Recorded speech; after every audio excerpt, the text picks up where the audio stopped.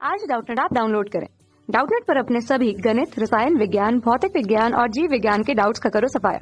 बस प्रश्न की फोटो खींचो, एक ही प्रश्न को क्रॉप करो और तुरंत वीडियो सोल्यूशन पाओ।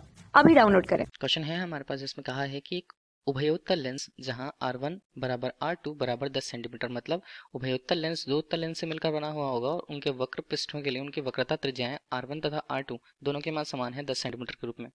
अब इसकी जो संयुक्त रूप से जो फोकस दूरी है वो एक अवतल दर्पण की फोकस दूरी के बराबर है। ठीक है, लेंस की फोकस दूरी दर्पण की फोकस दूरी के बराबर है, तो अवतल दर्पण की वक्रता त्रिज्या कितनी होगी ये पूछा जा रहा है। मान दिए हैं ऑप्शंस पे 10 सेंटीमीटर, 20 सेंटीमीटर, 40 सेंटीमीटर या 15 सेंटीमीटर के रूप में। ठीक है, कौन सा मान यहाँ पर सही होता है वो हमें समझना। तो पहले क्वेश्चन पे हम ले लें कि उभयोत्तल लेंस किस प्रकार से है।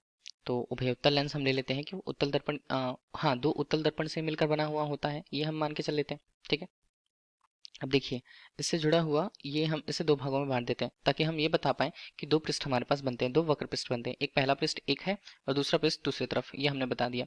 प्रत्येक पृष्ठ के लिए अगर वक्रता त्रिज्याओं की बात करें तो ये R1 होता है और दूसरे के लिए मान R2 होता है। ठीक है, अब हम इन्हें बिंदु O से अगर देखें, देखो पर अगर हम ध्रुवों को बताएं तो वो P1 और P2 यहाँ क्रमशः होंगे। ठीक है, अब ये बोला है कि ये जो संयोजन है इसकी जो फोकस दूरी का मान है, ठीक है, वो अवतल दर्पण की फोकस दूरी के बराबर होती है। ठीक, तो अभी हम यहाँ पर इसकी फोकस दूरी की बात करें तो कुल मिलाकर के इस संयोजन का, इसे संयोजन हम कह सकते हैं, किसका किसका संयोजन कह सकते हैं, दो उत्तल लेंसों का संयोजन कह सकते हैं। तो संयोजन का या निकाय का निकाय की जो फोकस दूरी होती है, फोकस दूरी, अभी देखिए ये किसका बना हुआ होता है, कांच का बना हुआ होता है, हम मान के चलते हैं। तो इसके लिए जो अपूर्णांक का मान होगा म्यू के रूप में वो कितना होगा, लगभग 1.5 होगा। ठीक है, तो अभी हम इसकी फोकस दूरी की बात करें तो इसे हम 1/f के रूप में प्रदर्शित कर देते हैं। ठीक है, इसका मान होता है म्यू ऋण 1 के रूप में और यहाँ पर बनता है 1/r1 ऋण 1/r2 के रूप में। ठीक है, अब दोनों के मान तो समान है तो हम r के रूप में ही इसके मान को मान लें। तो 1/f का मान यहाँ पर कितना बनता है, ये हमारे पास है 1.5 ऋण 1 और यहाँ पर हम लिखें तो 1/10 हम लिखते हैं। हम ध्यान दीजिएगा R1 की दूरी हम कहाँ से लेंगे, P बिंदु से लेंगे।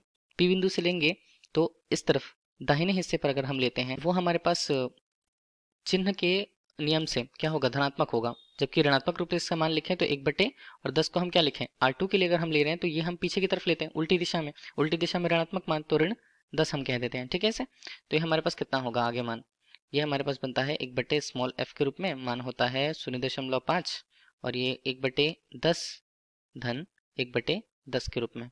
ठीक, ये हमारे पास हो गया 2/10 हम कह दिए, तो 1/f का मान आता है 0.5 गुना 2/10 के रूप में, तो 2 और ये बनता है 5।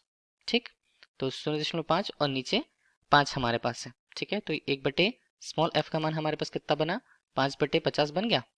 ठीक है, लगभग इसका मान आया 10, तो f का मान हमारे पास आ जाता है 10, ये किस में आ गया, सेंटीमीटर पर।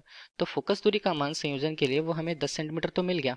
अब इसका मान अवतल दर्पण के लिए उसकी फोकस दूरी के मान के बराबर होगा, तो इसे हम यहाँ पर लिख देंगे कि अवतल दर्पण के लिए फोकस दूरी का मान है, अवतल दर्पण के लिए। ठीक है, और किसी भी दर्पण के लिए अगर हम उसकी वक्रता त्रिज्या की बात करें, जैसे हमें पूछा गया अवतल दर्पण के लिए उसकी वक्रता त्रिज्या, इसे हम किससे व्यक्त करते हैं, कैपिटल R से, बराबर किसके होता है, 2 गुना फोकस दूरी के मान के। तो R का मान कितना हो जाएगा, 2 गुना 10 सेंटीमीटर के रूप में। R का मान हमारे पास होता है 20 सेंटीमीटर। ठीक है, तो यही वक्रता त्रिज्या के मान को प्रदर्शित करेगा। ठीक, और यही हमारे लिए क्वेश्चन का आंसर होगा। इसे ही हम देख लें कि हमें मिल कहाँ रहा है, तो हमें मिल रहा है विकल्प बी पर, तो विकल्प बी क्वेश्चन का राइट आंसर है। Thank you. कक्षा 6 से 12वीं से लेकर नीट, IIT, JEE वो एडवांस के लेवल तक 1 करोड़ से ज्यादा छात्रों का भरोसा। आज ही डाउनलोड करें डाउटनेट ऐप या व्हाट्सएप करें अपने सारे डाउट्स 8400 400 400 पर।